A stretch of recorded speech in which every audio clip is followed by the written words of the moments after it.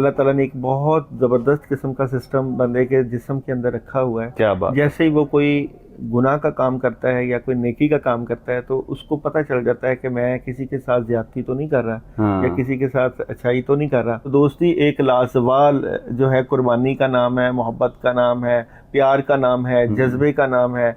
और ये बड़े कमाल की बात यह है कि आप माशाल्लाह, मैं टच देना चाह रहा हूँ इसको, बड़ी रूहानी टच, मगर आप उस टच से बचना चाहते हैं। नहीं, मैं उस टच की तरफ भी आना चाह रहा हूँ, लेकिन जो टच हमारी मौजूदा ये नस्ल को लगे हुए हैं उनका भी तो हल आपसे ही निकलवाना ना। अगर वो वीडियो ये देख रहे हैं तो उनको पता होगा यार दाऊद जी के मुंह से हमारे लिए ये बात निकली तो काबिल गौर है। जब जो है इश्के मजाजी जो है वो इश्के हकीकी की सीढ़ी बनता है। वाह। जब आपको बंदे से ही इश्क ना हो, आप अल्लाह से इश्क का तरीका ही नहीं समझ सकते। वाह वाह, क्या बात है। वो तो लेवल ही नेक्स्ट है ना। तो ये वो लेवल ही, उसी लेवल तक बेसिकली इंसान ने जाना है। क्या बात। आने वाले वक्त में पाकिस्तान की सियासी सूरत हाल का मंजरनामा क्या रहेगा? फिलहाल सारी जमातें इस वक्त जो है वो कमज़ोरी की हालत में, यानी कि उन सियासी पार्टियों का जो है वो कोई ऐसा जो है वो इस वक्त उनको कोई अपनी सियासी कश्मकश में कोई चमकता सितारा नहीं नजर आ रहा, समझ नहीं लग रही, क्योंकि दी टावर का कार्ड जो है कि सबकी मंजी ठुकी हुई है। अच्छा जी।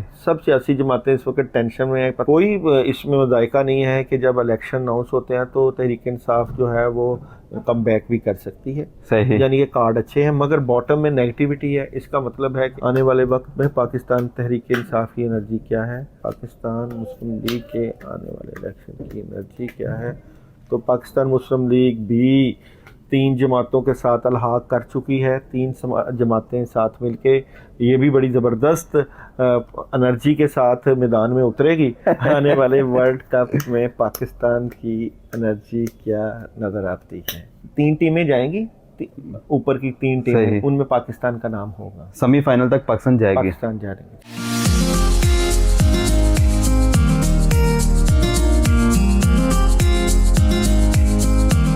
हेलो, अस्सलाम वालेकुम, welcome back to another episode of Aamir Musad podcast. आज की जो मेरी पॉडकास्ट की मेहमान शख्सियत हैं, हमारा इस तरह की शख्सियत के साथ ना डायरेक्टली और इनडायरेक्टली ताल्लुक़ होता है।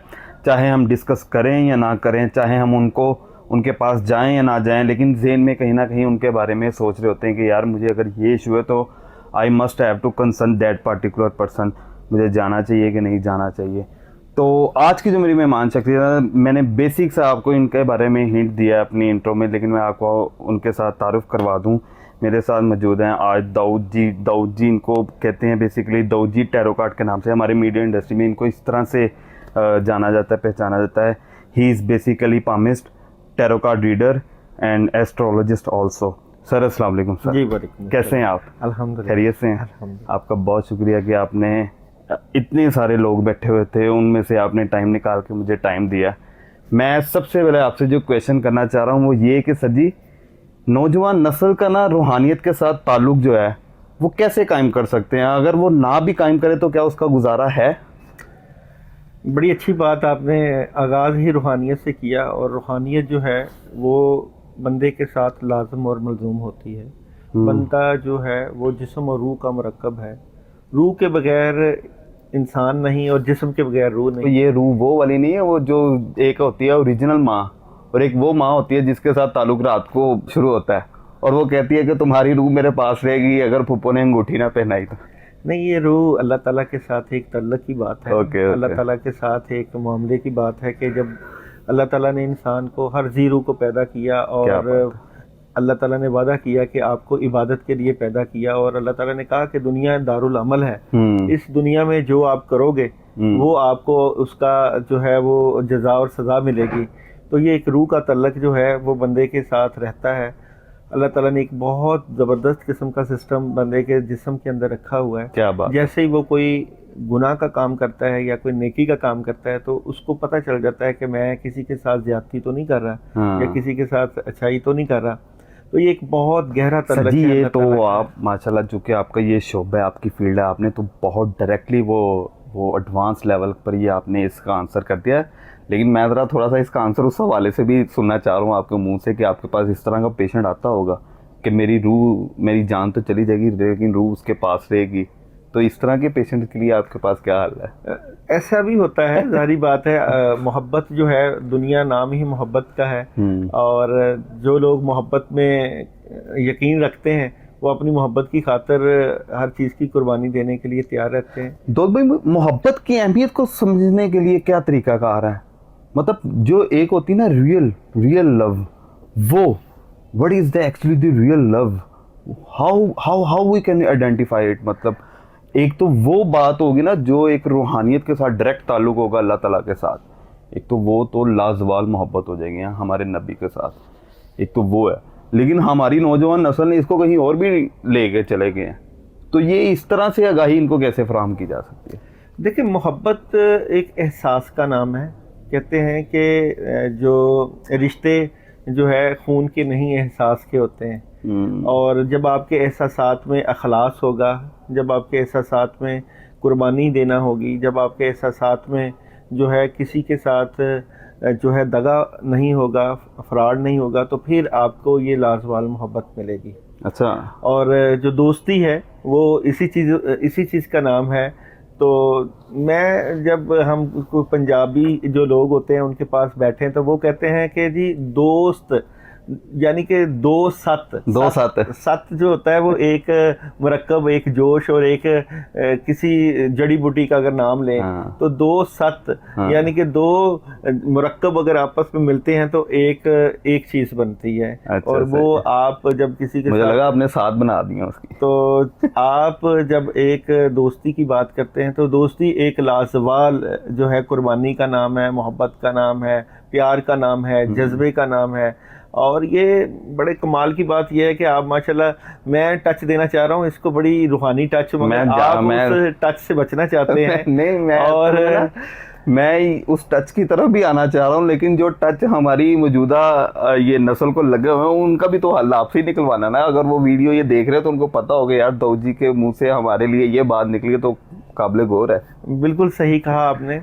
देखें, अल्लाह ताला जो है इंसानों से मोहब्बत करते हैं। सच्ची, अगर ये जज्बा आप जो बता रहे हैं ये अगर हर इंसान के दिल में पैदा हो जाए तो ये जो लोकल मोहब्बत आजकल चल रही है वो इसके नाम पर दिल से तीर मार के दिल इंसान की ख्वाहिश है कि वो अल्लाह से मोहब्बत करे। हाय हाय हाय, क्या बात। ठीक है, अल्लाह किससे मोहब्बत करते हैं? इंसान से। और इंसान की ख्वाहिश है कि वो अल्लाह से मोहब्बत करे। सच्ची, वैसे ये जो रिलेशनशिप है ये कैसे डेवलप हो सकता है? मतलब क्या नमाजें पढ़ लेने से या ज़कात अदा वो कहते हैं कि अल्लाह अल्लाह करने से अल्लाह नहीं मिलता, अल्लाह वाले मिला देते हैं अल्लाह से। क्या बात है, क्या। तो बात यह है कि मैं आ गया हूँ बाप के पास, जब अब आपने मुझे मिलवा देना। जब जो है इश्के मजाजी जो है वो इश्के हकीकी की सीढ़ी बनता है। वाह। जब आपको बंदे से ही इश्क ना हो, आप अल्लाह से इश्क का तरीका ही नहीं समझ सकते। वाह वाह, क्या बात है। वो तो लेवल ही नेक्स्ट है ना। तो ये वो लेवल ही, उसी लेवल तक बेसिकली इंसान ने जाना है। क्या बात है। लेवल ये है कि आप जब किसी से मोहब्बत करते हो, आपकी वो मोहब्बत ही आपको सिखाएगी बंदे के साथ मोहब्बत कि आपने अल्लाह के साथ मोहब्बत कैसे करनी है। क्या बात है, क्या। माँ की बच्चे के साथ मोहब्बत ये बताती है कि अल्लाह 70 माँओं जितनी कितनी मोहब्बत करता है। एक लड़की की लड़के के साथ मोहब्बत भी ये बताती है कि मोहब्बत का जज्बा कितना शिद्दत वाला होता है। अगर वो पाक और खालिस हो, अगर पाक और दोपहर हो और दोपहर के 2:30-3 बजे हो और आप छत पे महबूब का इंतज़ार कर रहे हो, सोनी मई वाल का अगर आप देखें तो वो घड़ा लेके और पार्क होना है, और ये लैला और मजनू की कहानियाँ हों, तो ये इस चीज़ की तरफ इशारा है कि रब्बे कायनात इंसान से कितनी मोहब्बत। क्या बात है। वो हमारे बड़ों ने तो ये इन लोगों के किस्से सुने होंगे, इनकी मूवीज़ भी देखी होंगी, और मुझे लगता है कि आजकल के मेरे जैसे नौजवान ने भी कहीं ना कहीं इस तरह की मूवीज़ देखी होंगी। रोमियो जूलियट, हीर रांझा, लैला मजनू, इन लोगों की तो मोहब्बत की दास्तान ही कुछ और लेवल की थी। वो असल आशिक जो है ना, वो कहता ये है कि जब तक आप किसी इंसान से मोहब्बत नहीं करोगे आपको अल्लाह से मोहब्बत का पता ही नहीं चलेगा कि अल्लाह सर जी वही ना कि ये कैसे आइडेंटिफिकेशन हो सकती है कि यार he is actually the real man, कि जो अल्लाह वाला है और मुझे इसके साथ अटैच हो जाना चाहिए और ये मेरा ब्रिज बनेगा अल्लाह से मोहब्बत का। जब आप किसी ऐसे बंदे के पास मिलें, किसी ऐसे बंदे के पास उठें बैठें और वो कहते हैं कि खुशबू वाले के पास बैठो तो खुशबू ही आएगी और लोहार के पास बैठो तो कपड़े ही जलेंगे। जब आप किसी ऐसे बंदे के पास बैठो जिससे अल्लाह का रंग नज़र आए तो वो रंग आपके ऊपर ज़रूर चढ़ेगा। क्या बात है सर। आप किसी नेक बंदे के पास बैठोगे तो वो नेकी की ही तलकीन करेगा, क्योंकि उसके अंदर रब बसता है। रब रब कर दे बुढ़े हो गए, मुल्ला पंडित सारे, रब दा खोज खुरा ना लभ्या, सजदे कर कर हारे। क्या बात, रब तेरे अंदर वसदा, विच कुरान इशारे। क्या बात, बुल्ले शाह रब ओनू मिलसी जेड़ा नफ्स अपने नू मारे। क्या बात। तो नफ्स है मैं मारना, और अगर मैं कहूँ कि मैं अपनी मैं मारना चाहता हूँ, तो मैं तो अपनी मैं मार ही नहीं सकता, मैं तो हमेशा ही दूसरा बंदा मारेगा। तो जब आप किसी नेक बंदे के पास जाते हैं, किसी अल्लाह वाले के पास बैठते हैं, तो वो आपकी वो मैं और वो ख्वाहिशें, जिन ख्वाहिशों की वजह से आपकी ज़िंदगी में जो है अल्लाह का रंग नहीं बन पाता, वो ख्वाहिशें जिनकी वजह से आप अल्लाह के इश्क में नहीं जा पाते, जिन ख्वाहिशों की वजह से आपको अल्लाह का इरफान नहीं मिलता, वो अल्लाह वाला उन ख्वाहिशों का तोड़ करेगा। आपको वो चीज़ें बताएगा कि इन चीज़ों से रुको और इन चीज़ों को मानो और अपनी ज़िंदगी में लेकर आओ। तो ये चीज़ें आपको महबूब की मोहब्बत भी सिखाती है। फिर आप किसी से मोहब्बत करो, अगर आप एक लड़का और लड़की किसी से मोहब्बत कर रहे हो, तो लड़की नहीं बर्दाश्त करेगी कि मैं जिससे मोहब्बत करती हूँ वो किसी तरफ एक आंख भी उठा के देखे, उसकी गैरत गवारा नहीं करती। और अगर लड़का किसी लड़की से मोहब्बत करता है तो उसकी भी गैरत गवारा नहीं करती कि मैं जिसके इश्क में मुब्तला हूँ वो किसी का सोचे भी। वाह। तो जब आप रब से इश्क करते हो, क्या बात है, रब से मोहब्बत करते हो, तो वो फिर उसमें रब कैसे कहेगा, बंदा कैसे कहेगा कि आप उससे मेरे साथ जुड़े हुए, तो आप किसी गैर का सोचते हैं। ये आपके बंदे के अंदर की तलब होती है, तलाश होती है। ये तलाश ही आपको अल्लाह वाले के करीब करती है। ये तलाश ही एक बंदे की ये जो जुस्तजू है, यही आपको उसका कुर्ब देती है। वो जो आपने वो अज़ियत बर्दाश्त करनी है, तलब के पीछे, उनको ढूंढने के पीछे, जिनकी होंठों पे हंसी, पाँव पे छाले होंगे, हाँ वही लोग तेरे चाहने वाले। क्या बात है, क्या बात। तो जब आप रब की तलाश में जाओगे तो आपको सफ़र तो बर्दाश्त करना पड़ेगा, एक सफ़र तो चलना ही पड़ेगा ना। वाह। तो जब आप उस सफ़र पे जाओगे तो फिर ही वो रब मिलेगा ना। दो जी एक बात बताएं, एक इंसान है वो he tried his level best के यार मैं नमाज़ें पढ़ रहा हूँ, मेरा अल्लाह के साथ राब्ता कायम हो जाए। एक वक्त आता है कि उसके अंदर ना शैतान वर्गल आ जाता है, उसको वो गुमराह हो जाता है, वो ना बुराई करना शुरू कर देता है। फिर वो कहता है कि यार ये मैंने क्या कर दिया, यार मैं अच्छा वाला नमाज़ें पढ़ रहा था, मेरा एक अच्छा ज़बरदस्त ताल्लुक था। ये व्हाट इज़ दिस एक्चुअली, मतलब अगर गुनाह ही उससे होना तो वो फिर इतनी देर वो नेकियां क्यों करता रहा। बाबा जी कहते हैं कि बेटा ज़िंदगी जो है ना अकेले सफ़र का नाम नहीं है, अगर अकेले सफ़र करोगे तो भेड़िया खा जाएगा। ओके। तो जब आप किसी के साथ जुड़े ही नहीं होते, जब आपका किसी के साथ तल्लक ही नहीं होता, तो आप कैसे बच जाओगे। वाह। 1,24,000 अंबिया इकराम का सफ़र देख लें, क्यों भेजे अल्लाह। डायरेक्ट भी तो इंसानों को अपना पैगाम पहुंचा सकता था। बिल्कुल सही। सहाबा इकराम नबी पाक सल्लल्लाहु अलैहि वसल्लम से जुड़े, और वो डायरेक्ट भी अल्लाह से मांग सकते थे। जब भी कोई मसला पड़ता तो राहबर की तरफ जाते। क्या बात। कहते हैं ना, एक राहबर जो है 100 अंधों को बचा लेगा, और 100 अंधे या एक अंधा 100 राहबर को डबो देगा। राहबर तलाश किए जाते हैं। बिल्कुल सही।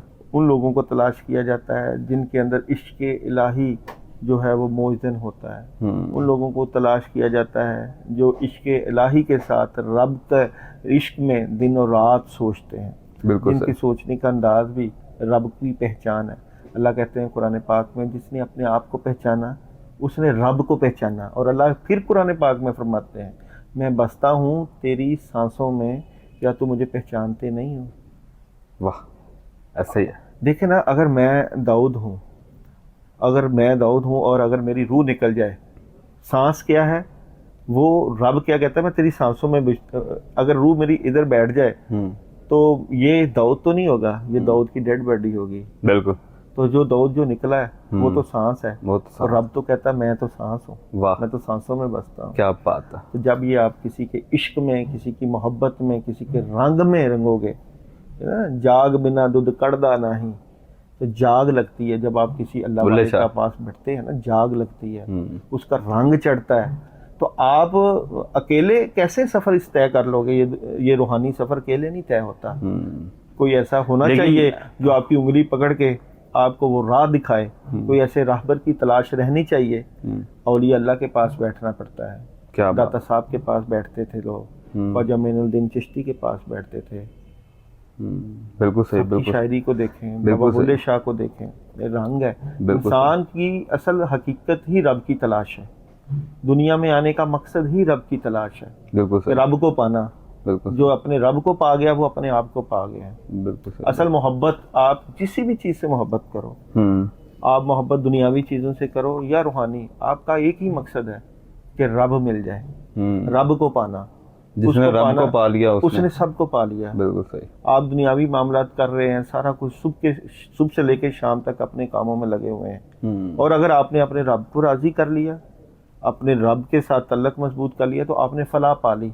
बिल्कुल सही, ऐसा ही है कि असर के ज़माने की कसम, बेशक इंसान खसारे में, माँ सवाए उन लोगों के जो ईमान लाए और नेक अमल करते रहे और एक दूसरे को हक बात की तलकीन करते रहे।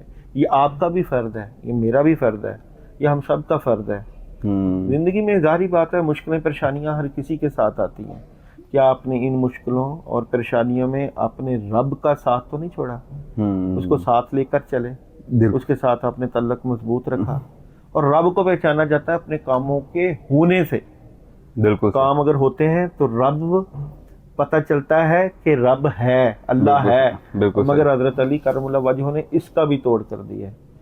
हजरत अली कहते हैं कि मैंने अपने इरादों के टूटने से रब को पहचाना। क्या बात है, क्या बात है। दोनों बातें साथ साथ, दोनों बातें साथ। एक बात ये कि आपके काम होते हैं और आप कहते हैं कि रब ने काम किया, और एक आपने इरादा कर लिया, बहुत अजीम इरादे, और वो आपका काम नहीं हुआ। तो कोई जात है जिसने ये काम होने नहीं दिया है। बिल्कुल सही, बिल्कुल सही। तो जिंदगी जी, ये तो गुफ्तगू है वो बड़ी रूहानियत वाली, वो अंदर से झंझोड़ देने वाली ये गुफ्तगू है। इसके लिए तो मैं कहता हूँ पूरा दिन, पूरी रात गुजर जाए, ये पॉडकास्ट छोटा पड़ जाए, हम ये गुफ्तगू ना खत्म हो। दाऊद जी, मुझे बताएं कि हम ज़रा थोड़ा सा टॉपिक हट कर आते हैं कि आप मौजूदा मुल्की सियासी सूरत हाल में क्या खिचड़ी पकती देख रहे हैं, और जो इसको हम अब टैरो कार्ड की तरफ आते हैं। सारी बात आपने बहुत मौजू चेंज कर लिया है। हाँ, अचानक से एस्ट्रोलॉजी की तरफ आते हैं। तो देखते हैं कि आने वाले वक्त में पाकिस्तान की सियासी सूरत हाल का मंजरनामा क्या रहेगा। हाँ, बिल्कुल ठीक तो है। टैरो कार्ड की रीडिंग देखते हैं, आने वाले वक्त में पाकिस्तान की सियासी सूरत हाल का मंजरनामा क्या रहेगा। आने वाले वक्त में पाकिस्तान की आने वाली सियासी सूरत हाल का मंजरनामा क्या रहेगा। तो कार्ड मैं निकाल चुका हूँ, और ये 5 कार्डों का मामला है। देखिए, एक तो ये है कि बड़ी खबरें, क्योंकि बॉटम में जो मेरे पास टैरो कार्ड है वो एक एनर्जी है खबरों वाली। अच्छा, हैवी किस्म की खबरें मिलेंगी आपको सियासी मंजरनामा की। सही। फिलहाल सारी जमातें इस वक्त जो है वो कमज़ोरी की हालत में, यानी कि उन सियासी पार्टियों का जो है वो कोई ऐसा जो है वो इस वक्त उनको कोई अपनी सियासी कश्मकश में कोई चमकता सितारा नहीं नजर आ रहा, समझ नहीं लग रही, क्योंकि दी टावर का कार्ड जो है कि सबकी मंजी ठुकी हुई है। अच्छा जी। सब सियासी जमातें इस वक्त टेंशन में है, पता नहीं क्या होगा। अच्छा, क्या सूरत हाल बनेगी, क्योंकि प्लान जो है वो खुफिया है। तो प्लान जो भी है वो किसी की समझ से नहीं है कि किसके साथ किसने साथ देना और किसकी गुड्डी चढ़नी है। सही। इस तरह की सूरत हाल सियासी मंजरनामा में होगी। सारी सियासी जमातें जो हैं वो अपनी एनर्जी हासिल कर रही हैं, दी स्टार पावर हासिल कर रही हैं, बट नेगेटिविटी का शिकार हैं, सारी टेंशन स्ट्रगल के बावजूद स्ट्रगल का शिकार हैं, क्योंकि अभी तक कोई ऐसा क्राइटेरिया सामने नहीं आया, एक ऐसी बड़ी खबर नहीं आई, इलेक्शन की खबर नहीं आई, मजमूई सूरत हाल की खबर सामने नहीं आ रही। तो परेशान कुन सूरत हाल बनी हुई है तमाम सियासी जमातों के लिए मौजूदा वक्त में। सही। ये एक आने वाले वक्त का सियासी मंजरनामा है, लेकिन ये जो सॉलिड किस्म के फैसले हैं 2 से 3 माह में, जब तक वो इलेक्शन के कंफर्म नहीं होंगे तब तक ये चीज़ें क्लैरिटी की तरफ नहीं जाएंगी। नहीं, लेकिन अगर हम खबरों के मुताबिक देते हैं तो प्राइम मिनिस्टर साहब ने तो कह दिया है कि हम अपनी गवर्नमेंट छोड़ रहे हैं और जो अकबूरी हुकूमत है वो आ रही है, तो इट मीन्स कि इलेक्शंस की तैयारियां हो रही हैं। जाहिर बात है इलेक्शन की तैयारियां हो रही हैं, बात ठीक है, लेकिन इस बात में कितनी सदाकत है कि वो अबूरी हुकूमत कितनी देर में इलेक्शन करवाएगी। हाँ, ये भी एक क्वेश्चन मार्क है। जाहिर बात है आपने अपना वक्त छोड़ दिया और आप जो अबूरी हुकूमत दे रहे हैं, जो आगे आप एनर्जी ट्रांसफर कर रहे हैं, उनके साथ भी तो आपकी कोई ना कोई अंडरग्राउंड कमिटमेंट होगी। तो वो डिपेंड करता है कि वो एनर्जी या वो सूरत हाल कब तक आपको सामने लेकर आएगी कि आप किस जगह पे खड़े हो।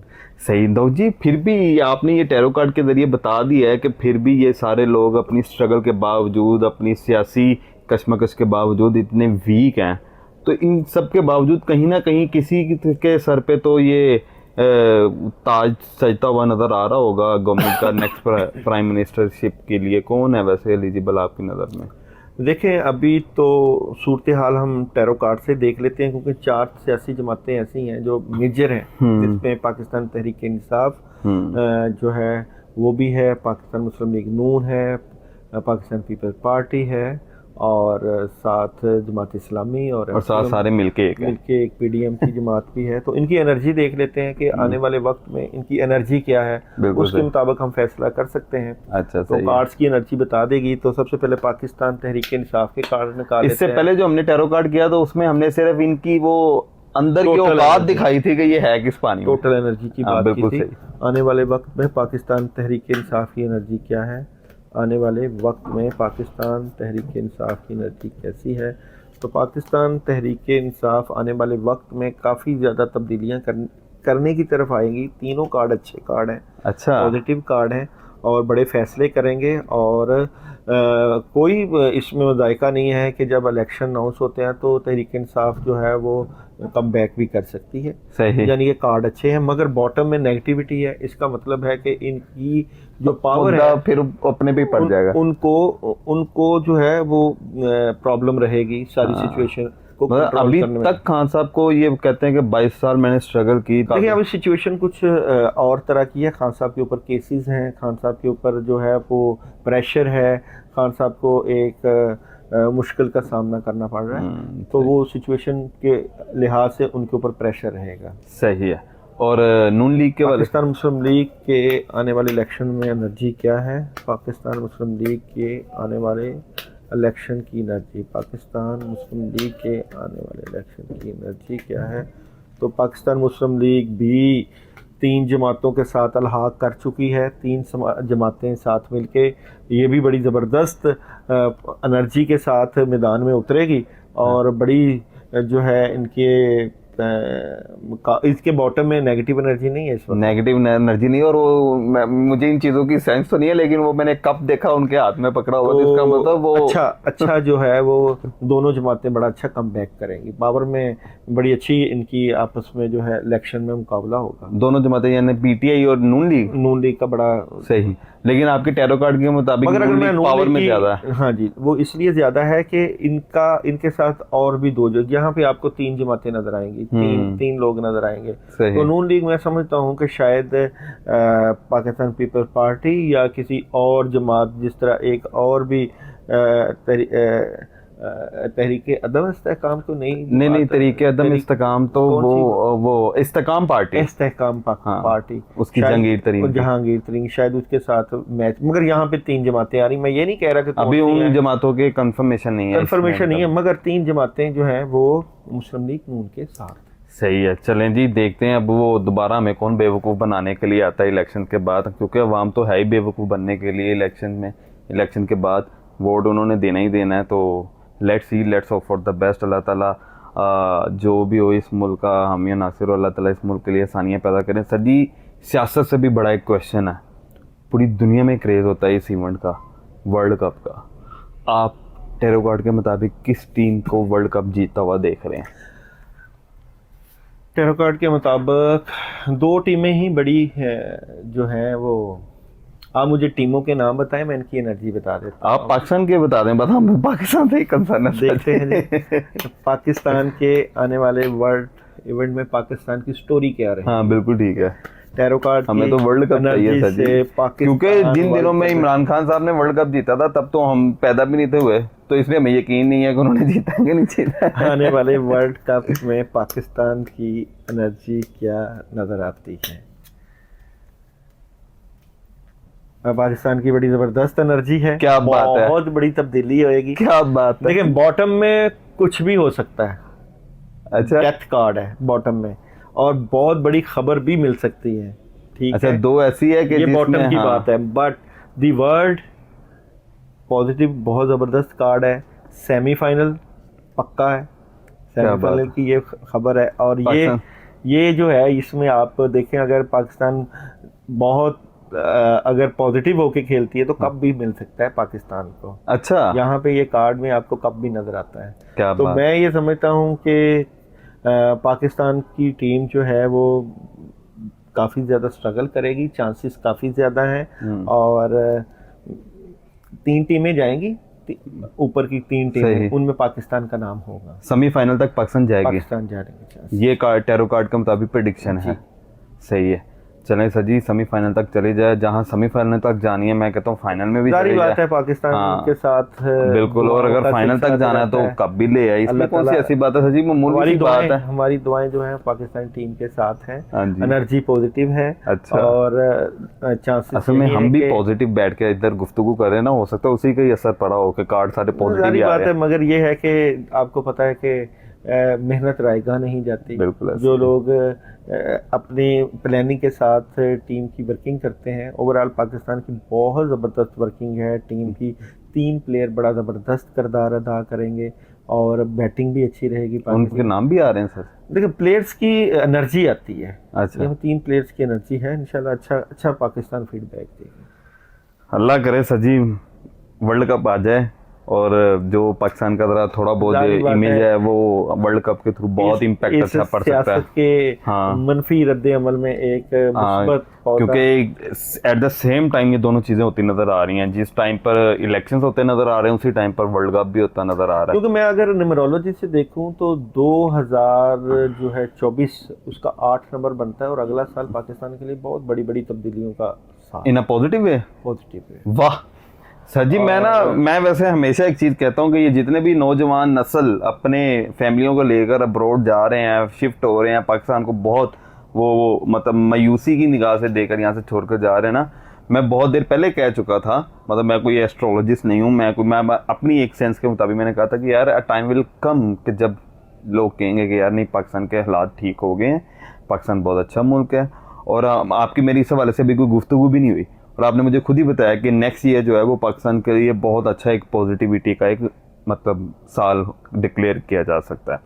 तो मैं तो मतलब अभी तक I am still very optimistic about my country कि यार इंशाल्लाह पाकिस्तान के ऊपर ये जो बुरा वक्त चल रहा है, ये कोई भी बुरा वक्त सदा नहीं रहता सर, हमेशा नहीं रहता, वक्त गुजर जाता है।